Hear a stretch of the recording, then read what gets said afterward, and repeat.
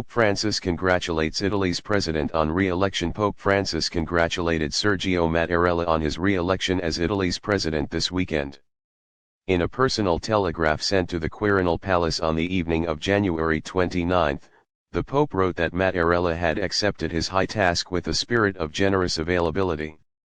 In these times characterized by the pandemic, in which many hardships and uncertainties have spread, especially in the work sector, and fear has increased along with poverty, your service is even more essential to consolidate unity and bring peace to the country, Pope Francis said. I assure you of my prayers that you may continue to support the dear Italian people in building an ever more fraternal coexistence and encourage them to face the future with hope. Mattarella, 80, was elected for a second 7-year term as president, after he had expressed a desire to leave office.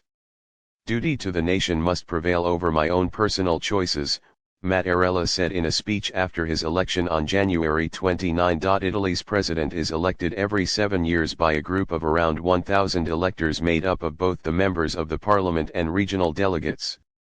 There is no official list of candidates and any name can be submitted throughout the multi-day process. After the first 3 rounds of voting, a candidate only needs a simple majority to win. Voting in this presidential election began on January 24 and lasted for 8 rounds of voting. On January 29, Mattarella received a majority vote after Prime Minister Mario Draghi appealed for him to reconsider his decision to leave office after his first term. The presidency in Italy is a largely ceremonial role as the head of state, though the president does have the ability to appoint prime ministers and cabinet ministers, dissolve parliament, and promulgate temporary government decrees in a time of crisis.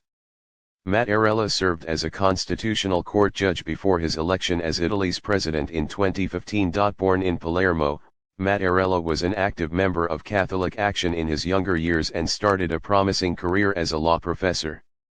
Mattarella's elder brother, Pier Santi, served as governor of Sicily and was assassinated in office by the mafia in 1980. After his brother's death, Mattarella entered politics among the ranks of Christian Democracy Party. Christian Democracy was founded in 1943, and inherited the legacy of the Italian People's Party, which was founded by Father Luigi Sturzo. The party offered a Catholic point of reference, and attracted those formed in Catholic associations. The party came to an end in 1994 with the Tangentopoli scandal, a nationwide investigation into political corruption. In Palermo, Sergio Mattarella established ties and friendships with Cardinal Salvatore Pappalardo, who is considered a symbol of anti-mafia activism. During his years as a member of parliament, Mattarella served as the Minister for Defense, the Minister of Education and the Minister for Relations with Parliament. He had frequent contact with the late Cardinal Achille Silvestrini, who managed many connections between the Holy See and Italian Catholic politicians. After Christian Democracy's collapse, Catholics politicians were scattered among several political parties. Mattarella remained on the center-left, and served from 1998 to 1999 as Deputy Prime Minister for the first ever Italian administration run by a former member of the Communist Party, Prime Minister Massimo D'Alema. Mattarella was elected as a judge in Italy's Constitutional Court in 2011.